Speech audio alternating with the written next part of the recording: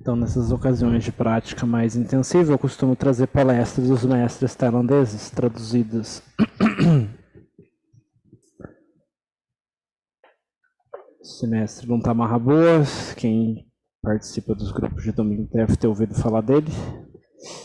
Quem não ouviu vai conhecer o estilo que ele costuma ensinar. Está no livro Force Desanas, volume 1, Palestras da Floresta, volume 1, do Ajahn Mahaboa. A Água do Dhamma, 13 de junho de 1979. No mundo em chamas e brasas, nós não podemos sobreviver sem o ensinamento do Dhamma, que é similar à água que acaba com o fogo. Sem o sasana, ou o budismo, o mundo seria como um vilarejo ou floresta que está sendo consumido pelo fogo, sem nenhuma água para contê-lo. Somente pode haver destruição. Num lugar onde há água suficiente para acabar com o fogo, tal lugar será seguro. Num lugar onde não há água suficiente, tal lugar estará em completa devastação. Isso é similar ao coração das pessoas vivendo no mundo que precisam do ensinamento da água do Dhamma para apagar os fogos das quelezas de raga, dosa e moha, cobiça, raiva, aversão e delusão. Se nós não pudermos usar o Dhamma para completamente apagar esse fogo, pelo menos nós podemos tentar diminuí-lo. É como uma doença que precisa do remédio adequado para curá-la. Quando doentes, alguns podem morrer e alguns podem se curar e viver. Depende da habilidade do médico e também de se a doença pode ser curada ou não. Se ele não puder fazê-lo, então o paciente irá morrer. Se ele puder, o paciente vai sobreviver. Da mesma forma com nossos corações.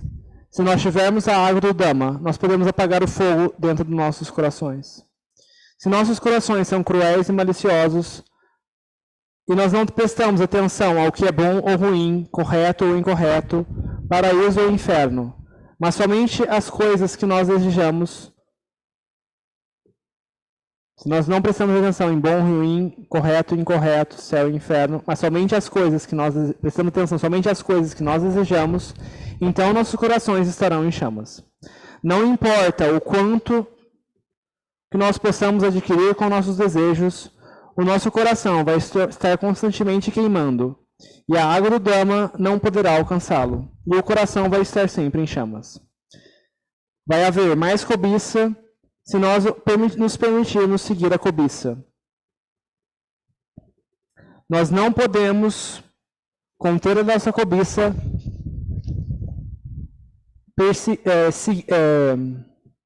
continuando segui-la através da ilusão, sem prestar atenção ao que é correto e incorreto, permitindo-nos levar para fora do caminho pela influência das quilezas, tanhas, desejos ignorantes e asavas. Nossos corações então estarão em chamas. Onde quer que nós vivamos, seja um palácio ou uma mansão, nossos corações vão estar constantemente consumidos pelo fogo, porque não haverá água capaz de apagá-lo. A água é o Dhamma. E por essa razão, o Dhamma é absolutamente essencial para todos os seres sencientes, tal como a água é essencial para acabar com o fogo. Uma vez que o sasana ou o budismo desapareça do mundo, então o mundo estará pegando fogo. Todos os seres do mundo estarão queimando pelo fogo. Não haverá nenhuma felicidade. E essa é a razão porque os sábios, como o Buda, ensinaram o Dhamma para iluminar o coração das pessoas. Dessa razão, a importância do Dhamma é de destaque e nada pode superá-la. Nosso corpo e nossa fala são servos, enquanto nossos corações são o mestre. Eles obedecem os comandos do coração. Então, a importância do coração é essencial. Tal como o primeiro verso do Dhammapada, o caminho do Buda da sabedoria, Manopubanga Madama Manosita Manomaya. Significa que todos os fenômenos são precedidos pelo coração. O coração é o mais adequado vaso receptáculo do Dhamma. Quando o coração tem Dhamma, então o que quer que nós façamos, seja por palavra ou ação, sempre será auspicioso. Mas se o coração for corrompido, então o que quer que nós façamos, nós seremos consumidos por dukkha, por sofrimento. Esse dukkha é tal como a roda do carro, da carroça que segue os patas do boi. Dukkha, sofrimento, sempre segue aquele que pratica o mal, enquanto a felicidade sempre segue aquele que pratica o bem. Aquele que tem virtude no coração é alguém que carrega em si o remédio para curar as suas doenças. Onde quer que ele vá, haverá uma forma de curá-lo e de aliviar suas aflições. Então, o Dhamma não é algo insignificante, algo que pode ser ignorado. Nós não devemos pensar que o Sasana é simplesmente algo escrito em folhas de palmeira, ou algo somente deixado dos mosteiros, ou que o Sasana somente pertence aos monges e noviços, ou que só pertence ao Buda e aos Arahants, ou que só pertence ao Buda, ao Dhamma e à Sangha. Tudo isso é entendimento incorreto. Porque o Dhamma, a verdade, é uma propriedade comum para qualquer um usá-la como desejar. Nós podemos usá-la para apagar o fogo nos nossos corações. O Dhamma é a propriedade natural e comum do mundo. Aquele que busca a virtude, corretude e frescor não sairá do caminho se tomar o Dhamma como seu guia. Nada pode superar o Dhamma em sabedoria. De onde que a sabedoria pode vir? Senão do caminho, do nobre caminho óctuplo. Sati, presença mental. Essa presença constante sobre nossas ações do corpo, palavra e coração. Esse é o caminho. Isso é Sati, correta. Nossas ações de fala e corpo, que são corretas, são chamados Samavacha e Samakamanta. Todos são fatores do caminho óctuplo. O Dhamma ensinado pelo Buda, que é perfeito e sem falhas. Nós não simplesmente somos bons ou ruins simplesmente porque nascemos como humanos. Qualquer classe de pessoas não pode ser considerada boa ou ruim.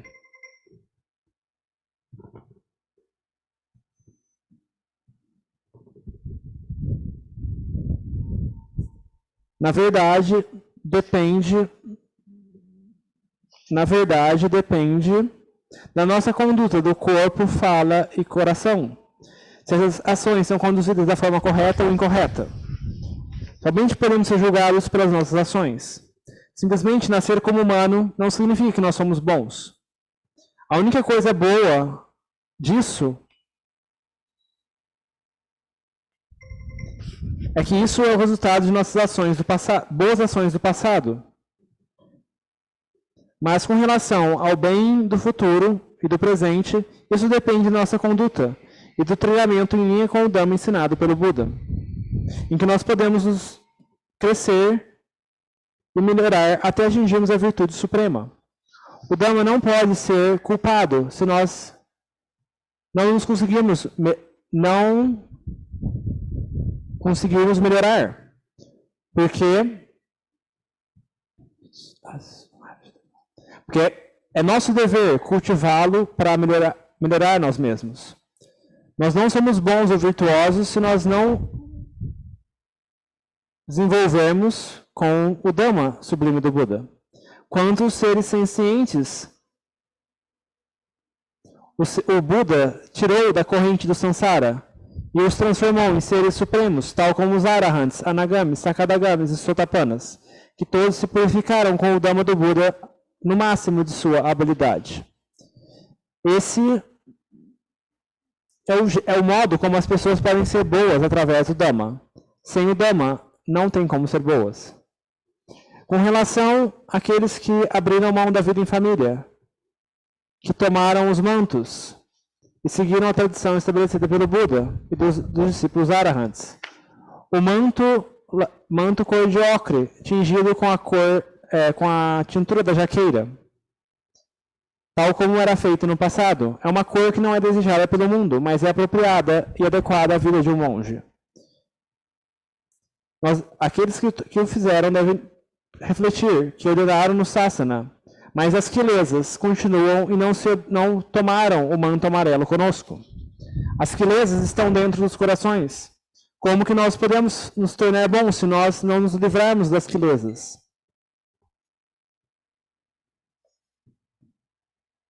As quilesas são os inimigos do Dhamma. Todo tipo de quilesa, da mais grosseira à mais sutil, são opostas ao Dhamma. Para removê-las, nós devemos lutá-las. Devemos lutar contra elas.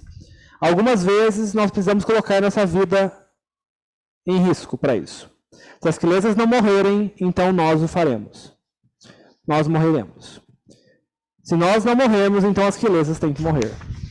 Primeiro nós temos que tentar subjugar as quilesas. E então, no final, conquistá-las e aniquilá-las completamente. Isso é o propósito de nos fazermos respeitáveis.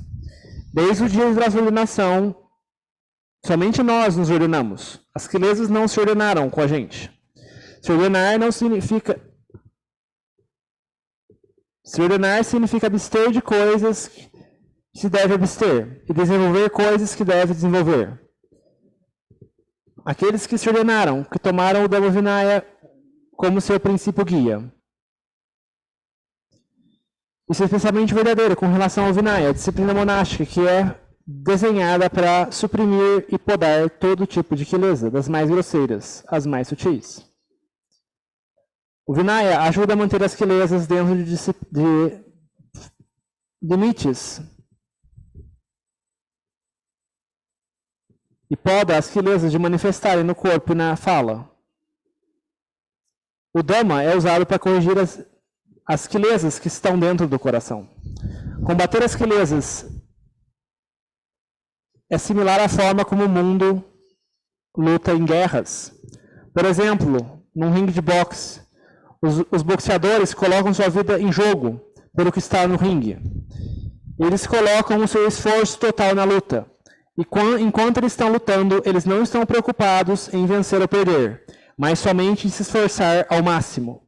Se eles perderem sua vida, eles estão prontos para fazê-lo. Esse é o exemplo que os praticantes devem emular. Devemos considerar qualquer tipo de quilesa como nosso inimigo. Existem muitos aspectos do Dhamma. O Dhamma é uma ferramenta ou um instrumento. Ele suporta e nos eleva. Satipanya é a ferramenta para combater as quilesas. Ela vai buscar e destruir as quilesas onde quer que elas estejam escondidas. Sadá, confiança ou convicção, serve como encorajamento e suporte. Essa crença, essa abertura, essa fé de que as quilesas podem ser destruídas, que elas podem ser conquistadas e que nós temos a capacidade de fazê-lo. Virya, energia, é uma outra forma de suporte, que nos faz lutar de forma diligente. Esse é o jeito de desenvolver-nos a ser bons e virtuosos. Esse é o jeito de que os monges e noviços se tornam bons monges e bons noviços, de acordo com o Vinaya e com o Dhamma. Com o Dhamma, eles têm frescor, paz, calma e tranquilidade. E tendo Satipanya para cuidar de seus corações. Todo tipo de quilesa é danosa e deve ser eliminada. Ela deve ser removida ou suprimida em todo momento de nossa prática. O resultado de batalhar com as quilesas, tal como um seguidor do Buda, primeiro vai ser alcançado no nível da moralidade. Então, vai se mover ao nível de Arya, no nível de eliminação, começando pelo estágio de Sotapanna, então Sakadagami, então Anagami e depois Arahant. Esses são os frutos do esforço em suprimir e remover as quilesas, passo a passo, de acordo com a nossa habilidade. Os 4 níveis de eliminação, 5 incluindo o nível de moralidade, não estão além dos nossos esforços e habilidades, se nós usarmos o Vinaya e o Dhamma como nossas armas para suprimir e erradicar todas as quilesas dentro do coração. Tempo e lugar não são importantes, porque o lugar onde as nobres verdades... Não, tempo e lugar não são tão importantes como o lugar onde as novas verdades são encontradas. Essas 4 verdades são Dukkha, Samudaya, Nirodha e Magga. Sofrimento, a causa do sofrimento, a sensação do sofrimento e o caminho que leva ao sofrimento, fim do sofrimento. E onde Dukkha é encontrada? Dukkha é encontrada no corpo e no coração. E onde a causa do sofrimento pode ser encontrada? Ela pode ser encontrada no coração. A causa das doenças físicas não podem ser consideradas samudaya, porque elas não são criadas pelas quelezas. Há coisas que tornam o corpo doente, mas não são tão perigosas como as quelezas ou samudaya, que são os maiores inimigos do coração. Essa é a razão porque o Buda expôs a natureza de samudaya, de forma que nós o possamos ver claramente pelo que é. É kama tanha, bhava tanha e vibhava tanha. Desejo por prazeres sensoriais, desejo por vir a ser e desejo por não vir a ser. Desejo por não ser e não existir. O Buda disse isso no primeiro discurso dele, o Dhammacakkappavattana Sutta. Kama tanha é o desejo por prazeres sensoriais. É um tipo de queleza. Com relação ao bhava tanha, desejo por vir a ser, desejo por ser existir, desejo por ser coisas. E vibhava tanha, desejo por não ser coisas. Nós já o sabemos e não precisamos discutir em detalhes. Já o conhecemos e não precisamos discutir em detalhes. O que eu preciso discutir em detalhes é a raiz das 4 nobres verdades. Onde estão as 4 nobres verdades? Onde elas podem ser encontradas? Dukkha está no coração.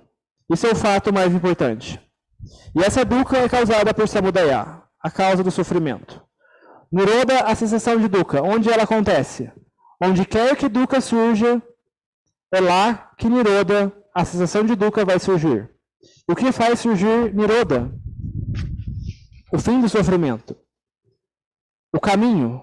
O Majjhima Patipada, o caminho do meio de prática.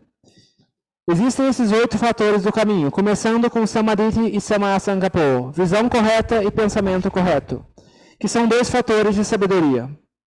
Em fazer qualquer tarefa, nós geralmente escolhemos a pessoa que é sábia como nosso líder. Se nós tivermos uma pessoa ignorante como líder, isso será uma causa de nossa falha no futuro. Ninguém deve confiar em tal pessoa.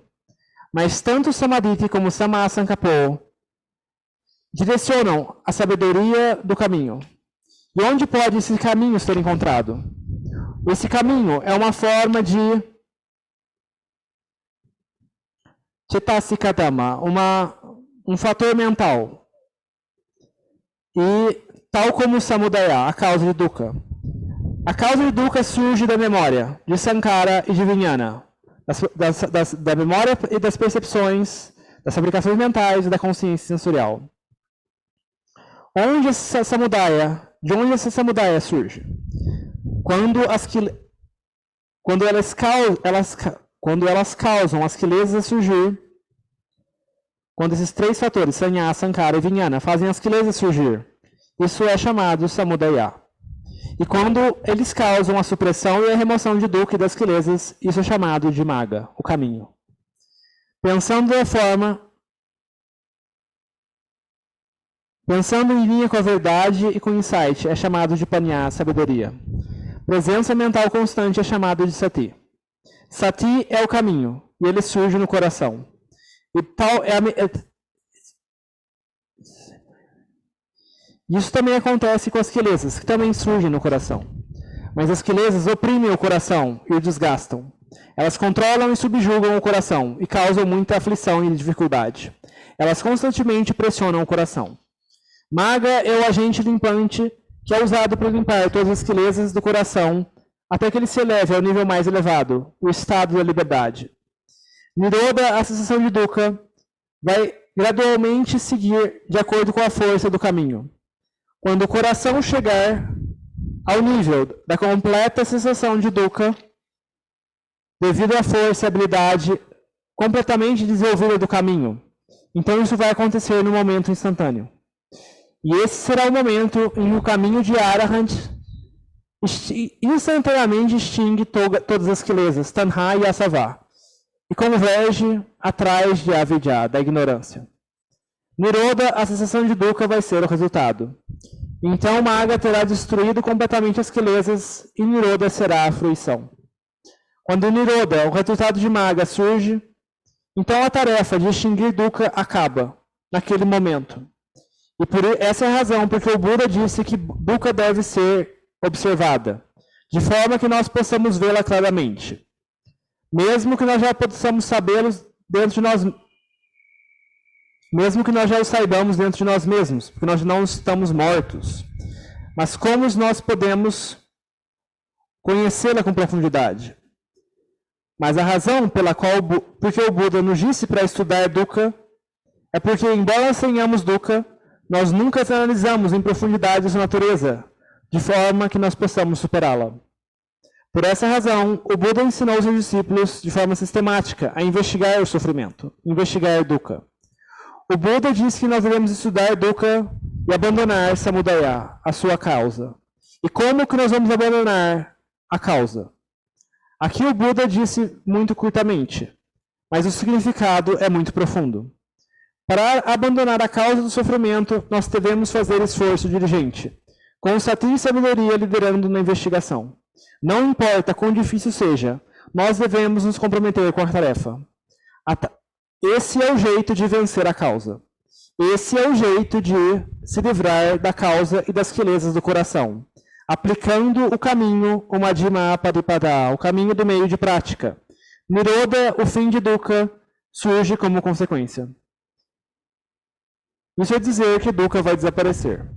Essas 4 9 verdades não acontecem separadamente.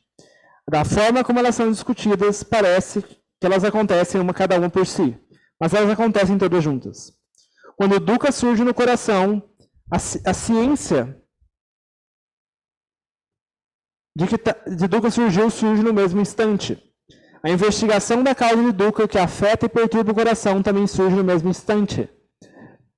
Com relação às perturbações do coração, esses são aramana, ou objetos mentais, ou emoções que o coração se tornou apegado. Por exemplo, quando uma pessoa fala mal da gente, se nós não pensarmos a respeito, nada vai acontecer com o coração. Mas quando nós pensamos e proliferamos a respeito, nós vamos ficar irritados. Quando a raiva surge, isso é samudaya. Quando há raiva, como que não pode haver Dukkha? E essa raiva e má vontade que causa Dukkha, porque nós tomamos a crítica seriamente. Esse é o samudaya que causa Dukkha aparecer nesse caso. E como que nós abandonamos Dukkha? Quando nós perguntamos essa questão, nós estamos implementando o caminho. Isso é sati e sabedoria, começando a investigar a enganação das proliferações mentais. Antes, quando ninguém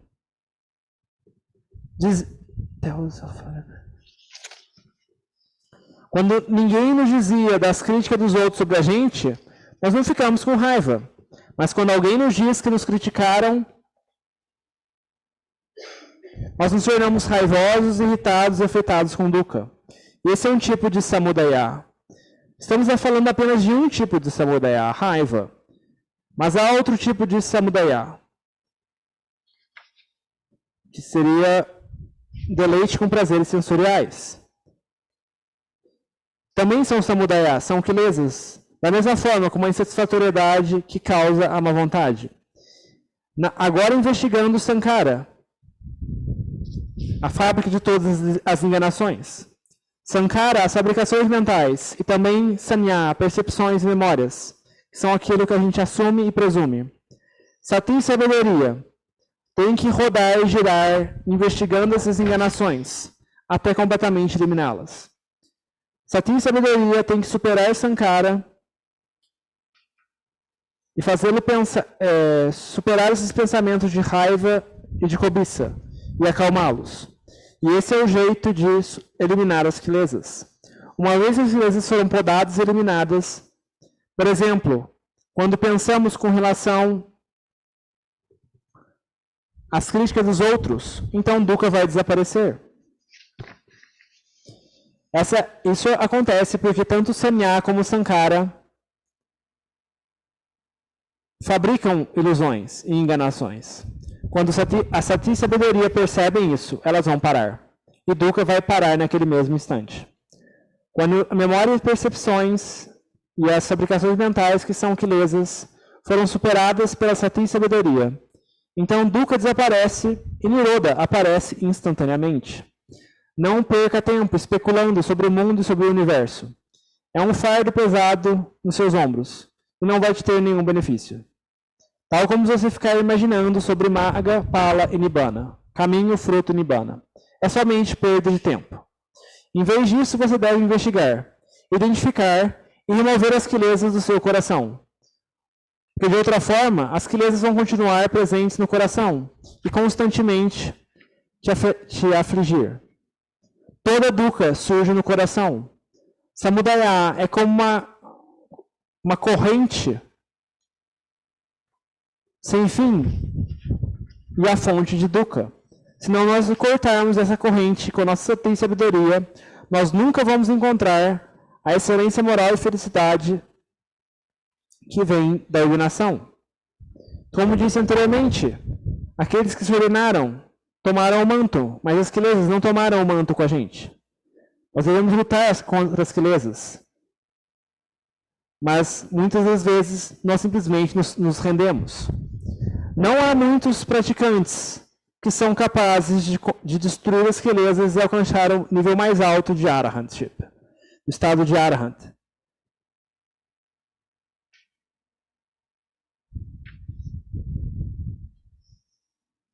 Isso é um fato que nós devemos considerar muitas vezes.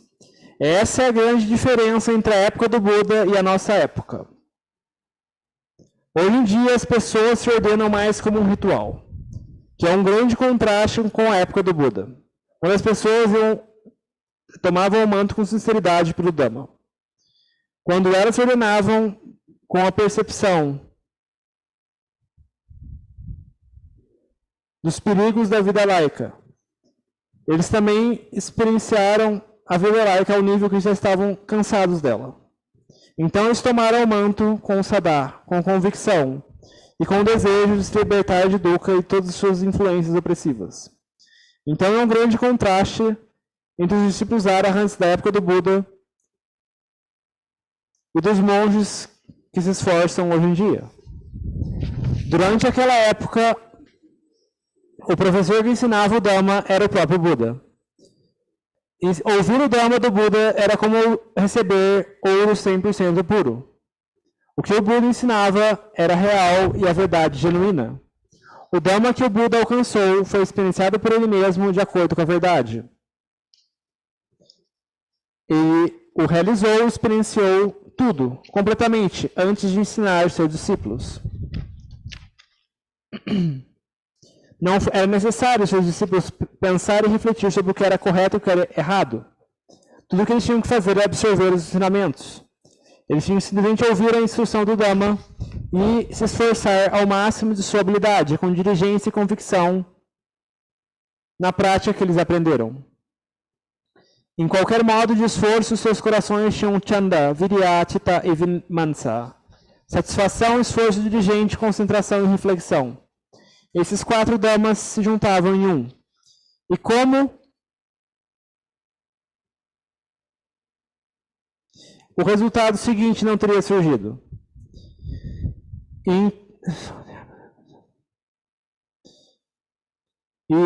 E assim foi que muitos alcançaram a iluminação na montanha e na floresta, no caminho de meditação andando, sentado, em pé, deitado. Eles alcançaram a iluminação porque eles se esforçaram com diligência à sua prática. Tanto o ensinamento do Dhamma como o professor, o próprio Buda, eram real e não duvidosos. Aqueles que ouviam o Dhamma tinham percebido o perigo de viver no mundo do samsara. Então, seus corações eram receptáculos prontos para o Dhamma. Então, quando o Buda os ensinava o Dhamma, eles eram totalmente capazes de absorvê-lo e aplicá-lo à prática até alcançar a meta suprema. E eles se tornaram o refúgio da Sangha. Sangham Saranam Gacchami. Tomo refúgio na Sangha. E essa era a forma como as pessoas tomavam o manto na época do Buda. Você não deve pensar que o Dhamma dessa época e daquela época são diferentes, ou que as quilesas dessa época e daquela época eram diferentes. Na verdade, As quilesas daquela época e dessa época são as mesmas. E o mesmo com o Dhamma. O Dhamma do passado e o Dhamma do presente são o mesmo Dhamma.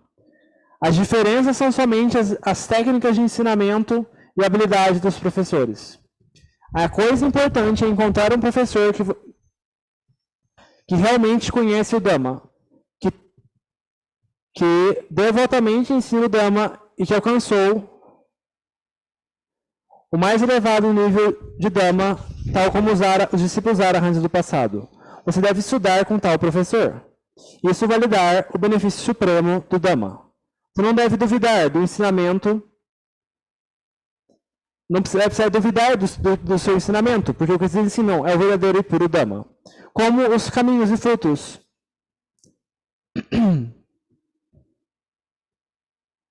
podem não aparecer quando você estiver pronto para eles. Então, com relação a buscar um professor, você deve buscar o melhor professor, aquele que alcançou o estado supremo, o estado de Budô, de iluminação. E quando você praticar com o máximo de sua habilidade, o resultado não será diferente dos Savakas. Ele deve ser o mesmo. Mas as pessoas hoje em dia tomam os mantos como um ritual. Não tomam os mantos com o mesmo propósito de se livrar das quilesas.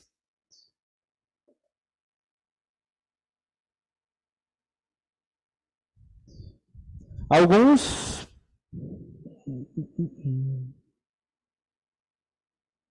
que tomaram o manto no passado realmente tinham o propósito de abandonar os prazeres sensoriais. Alguns já tinham até se cansado desse tipo de prazer antes de tomar o manto.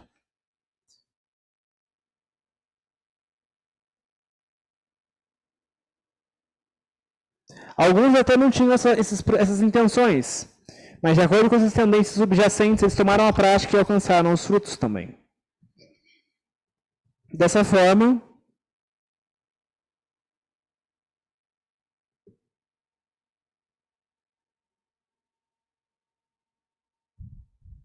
ambos alcançaram o estado de pureza, de liberdade, do sofrimento. Hoje em dia as pessoas tomam o manto como simples ritual, somente para acumular mais quilesas. Por exemplo, a cobiça de riqueza e de status pode agitar a cobiça por prazeres sensoriais em nosso coração. Alguns são arrastados pela insanidade de seus desejos.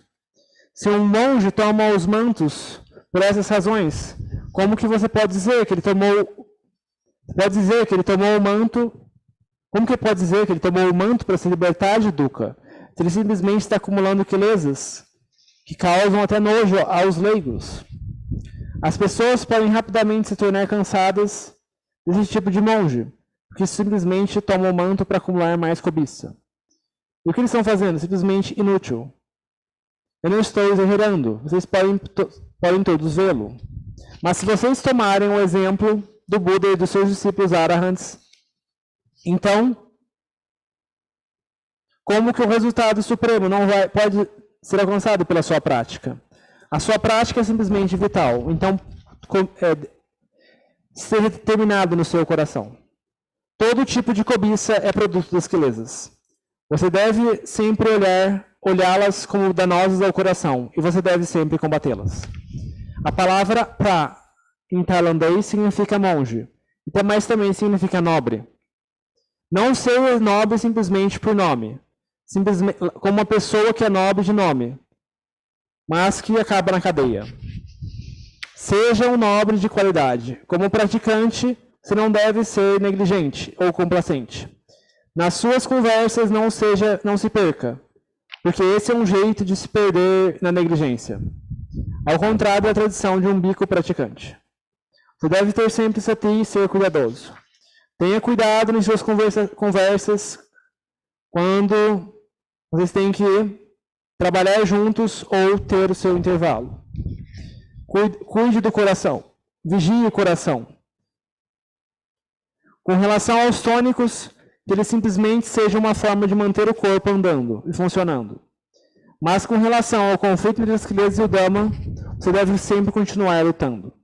Mesmo se você quiser alcançar o tesouro mais valioso, é essencial que você fique sempre observando o Sankara e Sanya, as fabricações mentais e as percepções e memórias. Como praticante, você deve ser cuidadoso porque esses dois agregados são os mais traiçoeiros.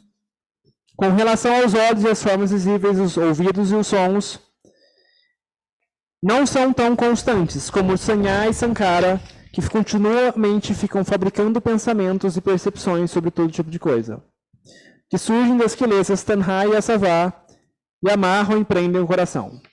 Eles continuamente se exibem. Mesmo quando nós estamos fazendo meditação andando, eles desenham a imagem das kilesas dentro da nossa fuça. Sanya lembra do passado. Ela lembra experiências de objetos do passado, sons, objetos táteis e emoções que perturbam o coração. É Sanya e Sankara, memória e fabricações mentais que criam os vários sentimentos e emoções dentro do coração. Mesmo se você estiver fazendo meditação andando, você pode estar criando kilesas aqui e agora. Isso porque você pode estar sendo continuamente enganado por Sanya e Sankara, tanto dia e noite. Imediatamente após você acordar, eles começam a criar imagens das kilesas. Mas você não sabe disso.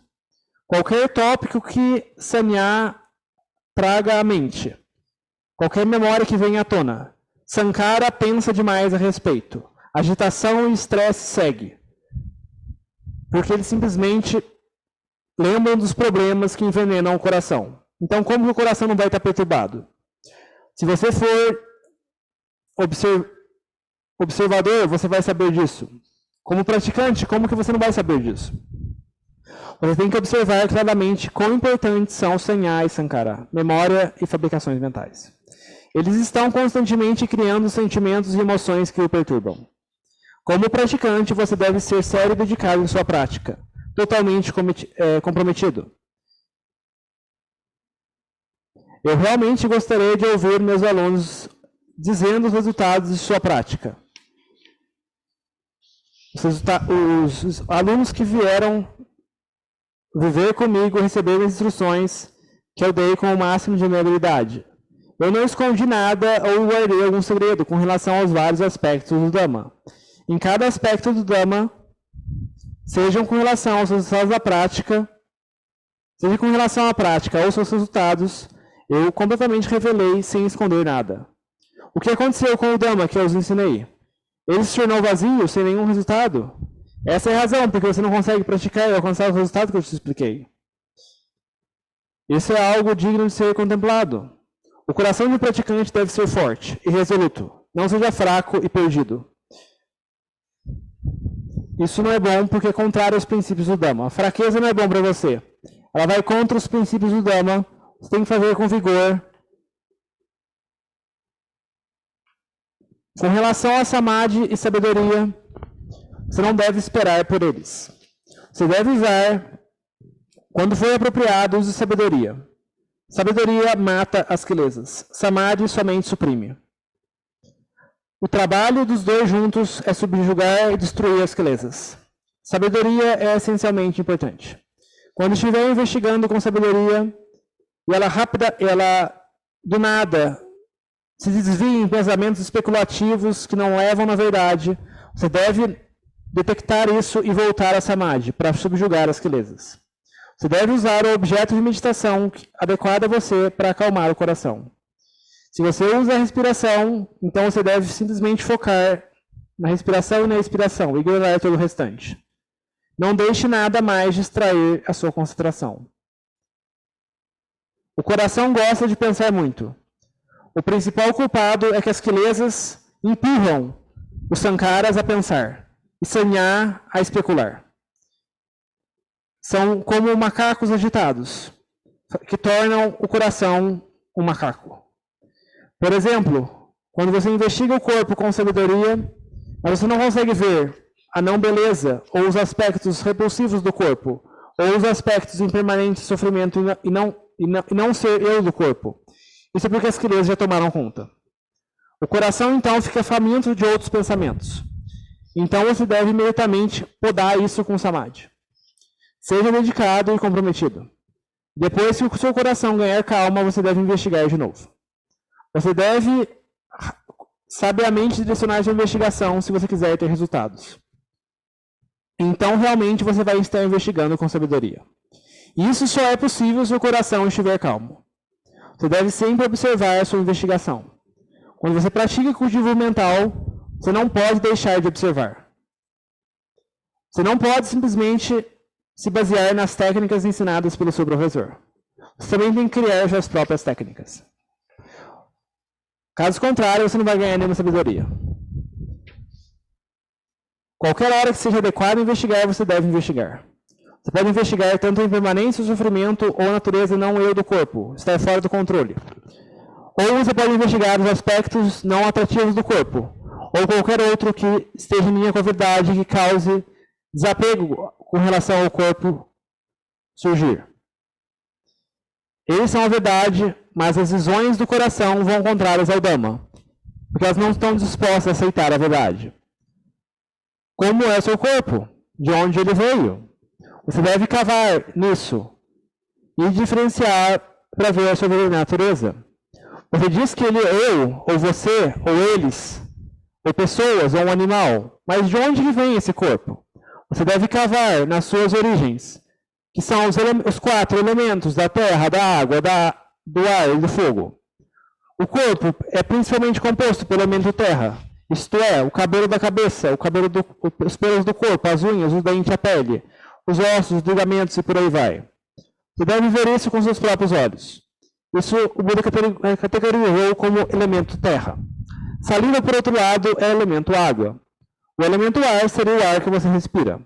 O elemento fogo é o calor que vem da digestão. Esses são os 4 elementos. Mas quando você toma posse do corpo, você erroneamente percebe como sendo você, como sendo eu, como sendo pessoas ou como sendo animais. Esse corpo é eu e esse corpo é meu. Os olhos, os braços, as pernas e todas as outras partes do corpo são minhas. E o seu coração gera todas essas percepções automaticamente. O mesmo com animais. Eles não precisam ser ditos, porque essa é a sua natureza. As quelezas são um aspecto da natureza. Elas não precisam ser ensinadas. Os 4 elementos combinam para formar esse corpo e se tornam possuídos pelo coração. E por quanto tempo eles conseguem se manter combinados? Desde o tempo da concepção, até 10, 20, 30, 40, 50, 60 anos ou mais. Mas de tempo imemorial você foi enganado pelas quelezas em pensar que esse corpo é você. Que você é um ser humano, que você é um animal, sendo que na verdade é simplesmente uma combinação dos 4 elementos da terra, da água, do ar e do fogo.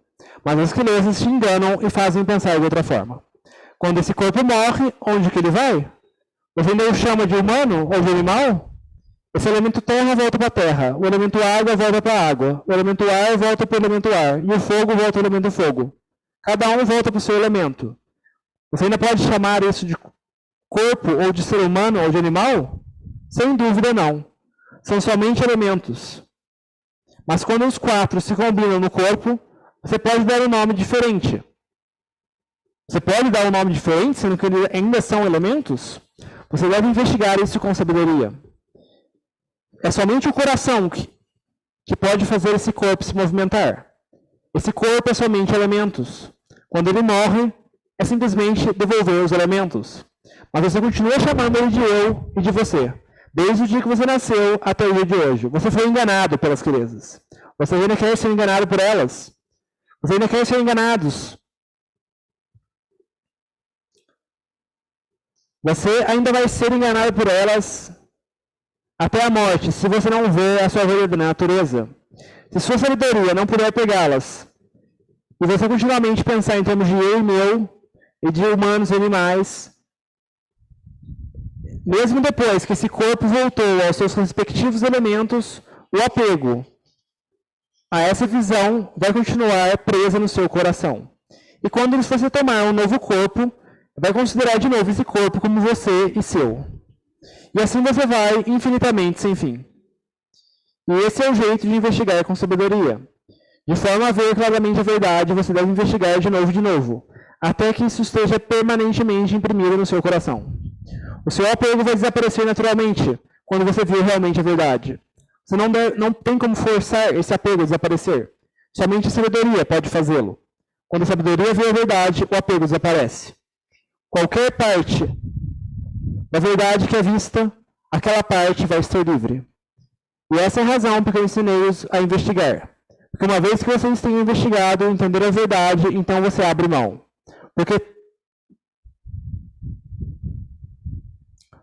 Porque são todos falsidades. Não são a verdade. Você está opondo a verdade. E constantemente vivendo com uma falsa verdade em todas as posturas, andando sentado, deitado, tanto dia como noite. Você não sabe disso, então você deve investigar. Falando em termos dos aspectos repulsivos do corpo, ele é cheio de excremento. Excremento que vem do cabelo, das unhas, do dente, dos poros do corpo. Está por toda parte. Não tem nada aqui que você pode chamar de bonito e belo. O corpo é simplesmente um saco. O corpo é simplesmente um embrulho com uma pequena camada de pele. É realmente tão impossível, você só tem sabedoria, penetrar essa camada e ver realmente o que tem por baixo? Qual é o propósito de só ter sabedoria? É de escavar a verdade, especialmente com relação aos 5 agregados. Você não pode comer sabedoria. Ela é somente usada para investigar as várias partes do corpo, que são os mestres da enganação que nós estamos apegados. Quando nós vemos claramente, o apego vai desaparecer. O apego é muito mais pesado que uma montanha sólida. Quando você vê com clareza, você vai abandonar o apego e o coração vai se tornar elevado. Ele vai continuamente se elevar até que alcance o estado de pureza suprema. Seja dedicado, realmente se comprometa com a prática. Você tem que ter padrões e metas. Não seja preguiçoso. Não veja outros lugares como mais importantes do que o lugar onde você encontrará a verdade. Esse deve ser seu critério principal. Onde quer que você esteja, você deve repensar esses seus critérios. Esse é o seu campo de batalha, e é lá que as clarezas são encontradas. O Buda ensinou o Dhamma claramente. O seu ensinamento foi bem ensinado em todo aspecto, capaz de levar os praticantes gradualmente a se afastar de dukkha, até se alcançar a completa liberdade de dukkha, sem nenhuma dúvida. Como que pode haver alguma dúvida? As quilesas não têm um professor. Então, como que elas podem se tornar... Como que elas se tornaram o seu professor? O Buda constantemente ensinou o Dhamma. Então, como que o Dhamma não vai superar as quilesas? A sua prática pode conquistar as quilesas. As quilesas não têm professor, mas você tem um professor que te ensinou bem. Como que você não pode derrotar as quilesas se elas não foram para a escola? Você sempre esteve do lado dos perdedores. Isso não é bom. Normalmente, no começo, você tem que lutar bastante. Isso é porque a força das quilesas é muito forte. Elas já dominaram o seu coração. Então, quando você subjugá-las, você deve usar o esforço extremo. Algumas vezes, colocando a sua vida em risco. E quando você estiver pronto para colocar sua vida pela nobre verdade, então você deve fazê-lo. Faça os resultados aparecer e brilhar a luz no seu coração. Quando você ver a verdade, que realmente marca o seu coração, você não vai poder se segurar e dizer, fantástico, agora realmente eu sei a verdade de dukkha, da causa de dukkha e da verdade do apego. Elas não vão escapar da sua sabedoria. Então seja sério e dedicado. Professores não só podem ensinar o Dhamma. Professores que realmente podem ensinar o Dhamma são raros de encontrar hoje em dia. Tem muitos bons praticantes, mas poucos alcançaram a verdade pela própria experiência. E qual é a razão? Por causa do materialismo e nada mais. Essa é a principal razão. Isso realmente destrói as pessoas. Quanto mais o desenvolvimento material ocorre, mais o coração se degenera. Mesmo que uma nota de dinheiro é simplesmente um pedaço de papel, é o suficiente para queimar o coração de um monge. Todos nós sabemos que é somente um pedaço de papel. Se você usá-lo para enrolar um cigarro, ele não tem um gosto bom, mas você está enganado por ele. O coração segura coisas falsas porque está cheio de coisas falsas. Então, quando as duas coisas falsas se juntam, é porque não tem nenhuma verdade no coração. Mas quando você tiver desenvolvido o coração pela prática, estágio por estágio, estabelecido a nobre verdade no coração, você vai abandonar as coisas falsas do coração e vai deixar as coisas genuínas. No começo, a prática é muito difícil, mas você tem que aguentar. Você já aguentou dukkha e sofrimento por muito tempo. Nessa vida, o sofrimento também é pervasivo. Quando o coração constantemente constrói e se preocupa com ansiedades, como que a gente não fica com dukkha? Esses agregados são ferramentas asquilesas que possibilitam as asquilesas se exibir o tempo todo. Uma vez que as asquilesas surjam, dukkha e sofrimento surgem. Então, como que a gente não pode estar experienciando dukkha? Você não pode ver esse perigo, você nunca vai ver o Dhamma. Eu os instruí com o máximo de minha habilidade e realmente quero que pratiquem. Eu não quero ver resultado zero. Quando fazer meditação andando, meditação sentada, sua mente tem sonolência. Como que pode ter algum resultado? O que vocês estão fazendo? Hoje é assim, amanhã é a mesma coisa. Nenhum resultado vai aparecer. Então você vai estar desanimado. O ensinamento que o seu professor deu não vai ter utilidade nenhuma, porque as asquilesas vão ter vencido. Elas não têm exceção para nenhuma classe de pessoas. Elas dominam o coração e causam sofrimento em você. Vocês tomaram os mantos para o propósito de eliminar as asquilesas, através do esforço diligente. Como que vocês não conseguem fazê-los? Quando vocês eliminarem alguma das asquilesas, vocês vão ver os benefícios dos seus esforços. O coração vai ser calmo, da agitação e preocupação. Você vai ver o valor da sua prática. Então você vai mover adiante. Se você continuar usando sua sabedoria, ela vai amadurecer. Quando você investiga o corpo ou os outros agregados, a verdade vai gradualmente aparecer. Sabedoria surge da investigação. Quando você vê o benefício da sabedoria, você quer investigar mais e mais, até que a sabedoria se torne automática. E as asquilesas gradualmente diminuem, porque os esforços diligentes rapidamente aumentam ao máximo de sua capacidade. Então, você vai toda vez querer entrar no campo de batalha. Lutar as asquilesas vai ser sua principal preocupação. Preguiça vai desaparecer porque ela também é produto das asquilesas. Quanto mais as asquilesas diminuem, mais intenso e convicto serão os seus esforços. Quanto mais asquilesas aparecerem, mais Dhamma vai aparecer. Quando todas as asquilesas forem eliminadas, você vai ver que toda dukkha que consumia seu coração desapareceu. Então o coração se torna totalmente vazio. Nada mais pode perturbá-lo ou afetá-lo, porque você destruiu completamente o apego com sabedoria. Quando a sabedoria investigou ao ponto de ver claramente as 9 verdades, ela abandona tudo. Então o coração se torna vazio. Vazio de kilesas, tanha e asava, que costumavam envenenar o coração no passado. E esse vazio é o Dhamma absoluto. Tudo que fica são os agregados ainda funcionais. Tal como o rabo de uma lagartixa ainda balança depois que foi cortado. Esses agregados continuam funcionais até a morte, quando eles cessam completamente. Eles não são insignificantes.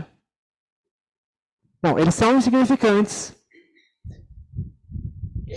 Por exemplo, o corpo não sabe que ele é um corpo. O mesmo com as sensações sanya, sankara e vijnana. Eles aparecem e desaparecem. Sanya relembra e também desaparece. Vijnana se torna ciente de objetos sensoriais e desaparece. Porque a vidya, o culpado principal, não está mais lá para direcioná-los. Os agregados, então, se tornam um instrumento do Dhamma. Porque antes eles eram um instrumento das asquilesas. Mas depois do vazio absoluto do Dhamma apareceu no coração.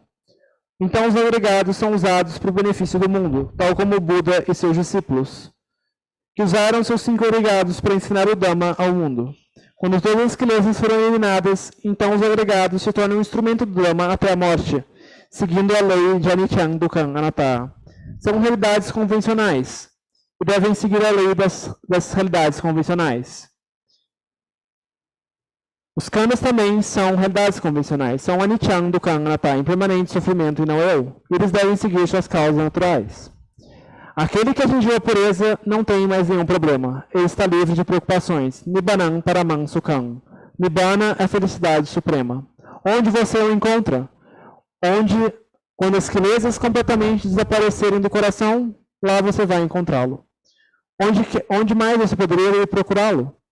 Você sempre esteve afetado por dukkha, por causa das quelezas. Mas depois das quelezas terem desaparecido, onde que você vai encontrar alguma dukkha? Algum sofrimento? Onde que você vai ter que procurar Nibbana? Se você não estiver deludido, você ainda vai estar buscando. Mas depois que você estar iluminado, você não vai precisar mais procurá-lo. Nibbanam Paramam Sukham é eterno. O Buda disse que Nibbana é permanente. O coração de contentamento absoluto que abandonou todas as realidades convencionais, que não vai ser perturbado por mais nenhum problema, porque ele está simplesmente livre de todos eles. Onde pode haver problemas. Viver ou morrer não é um problema, porque são parte da natureza. E esse coração superou todos os problemas do mundo.